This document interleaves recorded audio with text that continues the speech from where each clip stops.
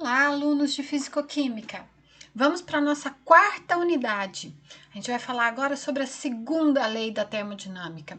E, como sempre, a gente começa aplicando alguns conceitos, né? Explicando as partes mais importantes para entender o todo.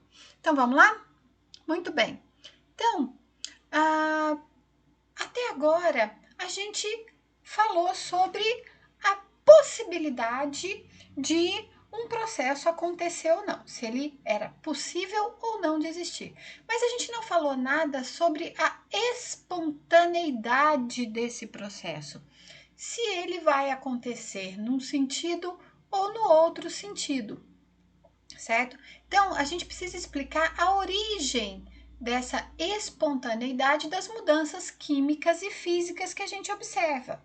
É possível definir, medir e usar uma propriedade nessa discussão quantitativa dessas transformações espontâneas.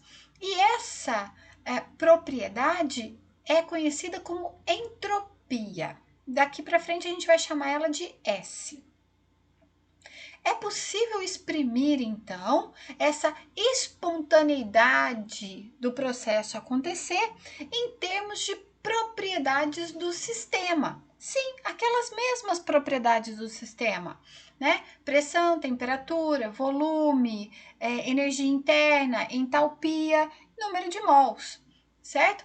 Algumas coisas, então, acontecem naturalmente. É isso que a gente chama de processo espontâneo. É aquilo que acontece na natureza sem ser forçado. Por exemplo, um gás vai se expandir até ocupar todo o volume que a gente disponibilizar para ele. Um corpo quente vai tender a se resfriar até chegar à temperatura ambiente. Quantas vezes a gente já não fez café ou chá ou uma sopa, alguma coisa assim, estava lá quente, a gente se distraiu, foi fazer outra coisa e quando voltou estava frio. Muito bem, por quê? Por que isso acontece, né? Algo determina, então, o sentido dessa transformação espontânea. Algo me diz por que vai sempre do quente para o frio. Algo me diz por que o gás sempre vai ocupar todo aquele volume. E por que isso não vai exigir trabalho. Tudo bem? Então, a segunda lei da termodinâmica tem um enunciado bem bonito. Ela diz que não é possível um processo que tenha como único resultado, vejam bem, a palavra é aqui único resultado, a absorção de calor em um reservatório térmico e a sua completa conversão em trabalho. Vejam, vou grifar aqui para vocês. As palavras são único e completo. Essas duas palavras é que são importantes, certo? Então, é impossível todo o calor fornecido por um reservatório quente ser convertido em trabalho na sua totalidade. Na minha definição, eu acho bem mais divertido porque eu falo assim que tudo tende ao caos. É muito mais fácil a gente deixar o guarda-roupa desarrumado, deixar a cama desarrumada. É muito mais fácil. Por quê? Porque isso não exige trabalho. O enunciado, então, que está aqui em cima, quem propôs foi Lord Kelvin, é o mesmo da temperatura. Se a gente lembrar que ele estava trabalhando com, né, a interpretação física, dizendo que tudo tendia, né, a vibrar cada vez mais e que o zero absoluto era a ausência de movimento, a gente entende por que ele deu essa definição bonitinha, né? Fica bem fácil de associar. E aí, o que a gente tem, então? Que a primeira lei me diz que a energia se conserva em qualquer processo. Peraí, professora, a energia se conserva? Sim, se eu levar em consideração o meu sistema e a vizinhança, a energia não some nem aparece do nada. Ou ela vem do sistema para a vizinhança, ou é da vizinhança para o sistema. Então, alguém perde, alguém ganha, mas a energia não surge e nem desaparece no nada, certo? Então, a energia de um sistema isolado se mantém constante. Por quê? Porque nada vai desaparecer ou aparecer do nada. Agora, se eu tenho uma mudança no meu sistema e essa mudança é espontânea, a energia da vizinhança aumenta na mesma grandeza que a mudança espontânea acontecer no meu processo. Então, na mudança, a energia vai se redistribuir de diferentes maneiras. A espontaneidade, então, está relacionada à distribuição de energia? Sim, sim está. E essa ideia é a chave de todo problema quando a gente olha para mudanças espontâneas. A dispersão mais ordenada, mais desordenada possível de energia é a que vai ser espontânea para o meu processo. Vamos olhar um sistema bem simples, uma bola quicando.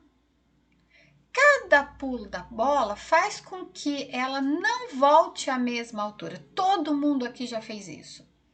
Todo mundo sabe que se eu soltar uma bola quicando numa determinada altura, num determinado momento ela vai parar de quicar. O sentido geral, então, leva a bola de volta ao repouso. Isso quer dizer que a energia cinética do movimento está sendo degradada, está sendo transferida do sistema para a vizinhança.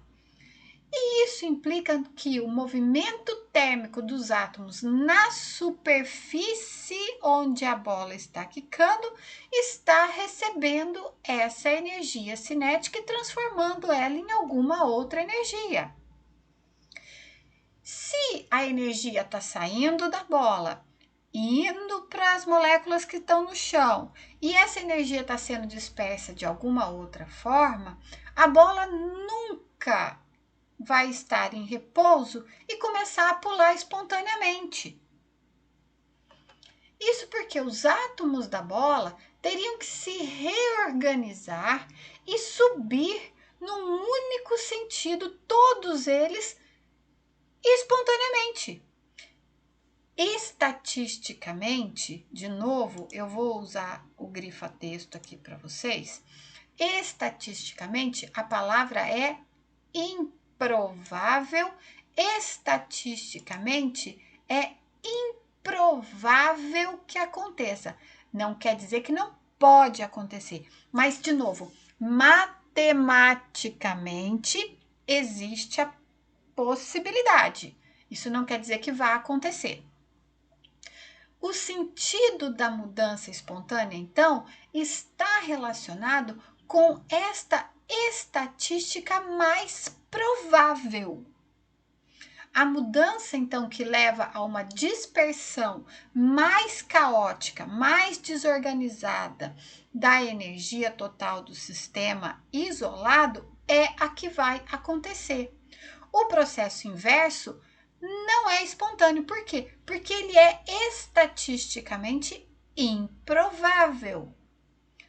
Então, uma expansão espontânea é uma consequência natural do aumento da desordem daquele sistema isolado. Então, quando eu olho para a primeira lei da termodinâmica, eu uso a energia interna como variável para estudar a transformação e dizer se ela é possível ou não de acontecer. Já para a segunda lei, eu estou dizendo é possível. Se é possível, qual o sentido mais provável dessa possibilidade? Qual é o sentido da mudança espontânea? E para isso eu uso, então, uma função de estado que a gente chama de entropia.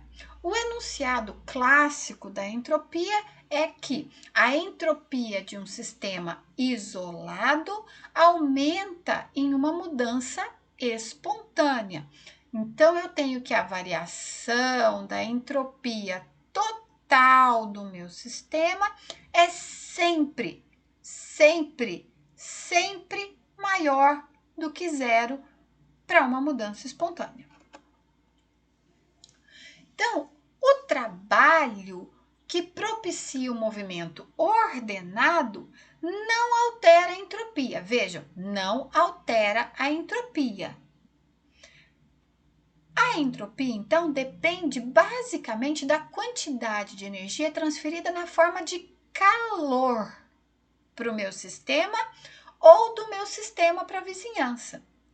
ΔS, então, é igual à integral da estado inicial até o estado final, da variação da quantidade de calor num processo reversível dividido pela temperatura. Por que num processo reversível? Porque eu estou estudando a espontaneidade do sistema.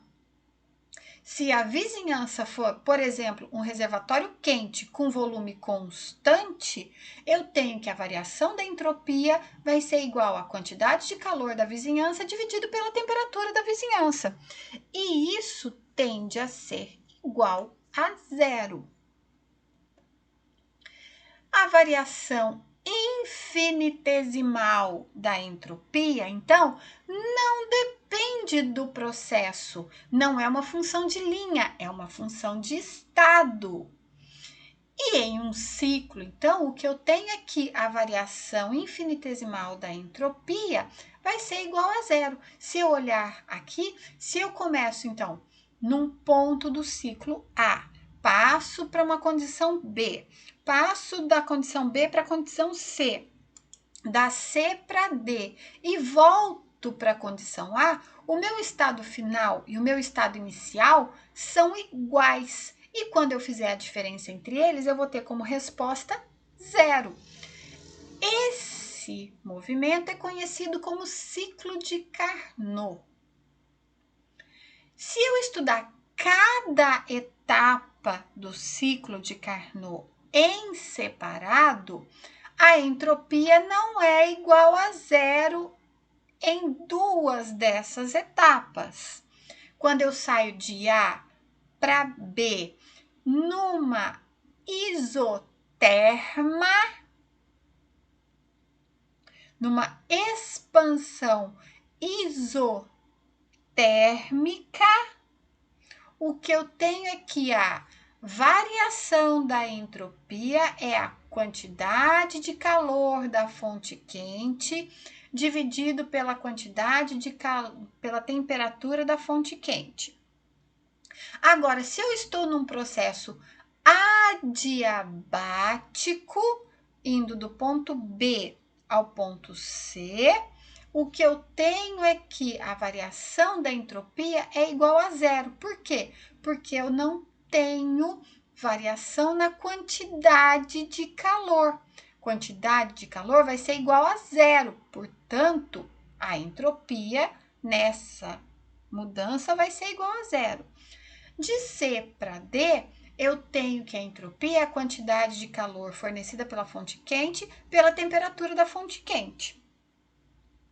E, de novo, se eu entro no processo adiabático novamente, de transformação de D para A, pelos mesmos motivos, eu não tenho, então, transferência de calor do sistema para a vizinhança ou da vizinhança para o sistema, eu vejo, então, que a variação da entropia do meu sistema é igual a zero.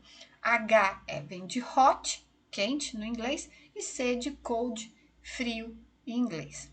Tudo bem? Então, vejam, o ciclo de Carnot me mostra que em um ciclo com expansão adiabática, expansão isotérmica, compressão adiabática e compressão isotérmica, ΔS total tem que ser igual a zero, por causa dessas etapas aqui.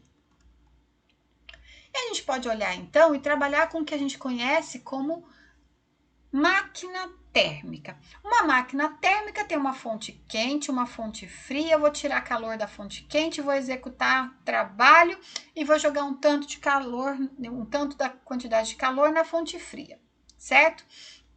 Então, o que eu tenho? Eu tenho que o ciclo é dado por QH sobre TH mais QC sobre TC. Por quê? Porque eu vou fazer a soma daquelas etapas lá. De novo, eu tenho uma expansão adiabática, uma expansão isotérmica, uma compressão adiabática, uma compressão isotérmica. Eu estou dentro do ciclo de Carnot. Como essas duas coisas aqui são iguais para expansão isotérmica e para expansão adiabática já era zero mesmo, o ciclo todo tem como variação de entropia igual a zero. Então, não adianta eu querer trabalhar com a variação de entropia. O que eu tenho que trabalhar, então, numa máquina térmica? Eu trabalho com a eficiência da máquina, que é o trabalho efetuado em função do calor absorvido. Eu posso dizer, então, que é a eficiência térmica da máquina é dada por 1 menos temperatura da fonte quente dividido pela temperatura da fonte fria. Dependendo dessa relação, eu tenho uma máquina mais eficiente ou menos eficiente. Eu estava falando com vocês a respeito de um desses ciclozinhos aqui de Carnot, mas se eu olhar para uma máquina que tem vários ciclos, de novo, se a minha máquina trabalhar num ciclo maior, o que eu faço é dividir esse ciclo em ciclos menores e ainda assim eu vou chegar num processo onde a variação infinitesimal da entropia tem que ser igual a zero. E aí, então, eu caio num problema, que é o problema que a gente conhece como a desigualdade de Clausius. Um sistema em contato térmico e mecânico, então, que transfere calor e realiza trabalho com a vizinhança, pode entrar em equilíbrio térmico, mas ele não entra em equilíbrio mecânico, por exemplo. Quando isso acontecer, qualquer mudança de estado leva a uma mudança de entropia no sistema e nas vizinhanças. Então, eu tenho que a variação de entropia do sistema mais a variação de entropia na vizinhança tem sempre que ser maior ou igual a zero. Sempre, qualquer mudança de estado que acontecer tem que levar a uma variação igual ou maior que zero da entropia como um todo. Então, a variação infinitesimal da entropia passa a ser dada por dQ por T, e esse valor da quantidade de calor que varia sobre a temperatura tem que ser sempre maior ou igual a zero. Num sistema isolado termicamente, eu tenho que a variação na quantidade de calor é igual a zero. Portanto, a variação infinitesimal da quantidade de entropia tem sempre que ser maior ou igual a zero. Em um sistema isolado, a entropia do sistema não pode diminuir quando uma transformação for espontânea. Portanto, eu tenho que variação na entropia é igual a variação na quantidade de calor, 1 sobre Tc menos 1 sobre TH. TH obrigatoriamente tem que ser sempre maior ou igual a Tc, porque assim eu garanto que o meu resfriamento é espontâneo. Meninos, essa é a primeira parte da segunda lei da termodinâmica, onde a gente entrou com o conceito de entropia. Espero que vocês tenham entendido. A próxima aula a gente já termina essa unidade, uma vez que a gente está mostrando os conceitos e as primeiras interpretações físicas a respeito delas. Até a próxima aula.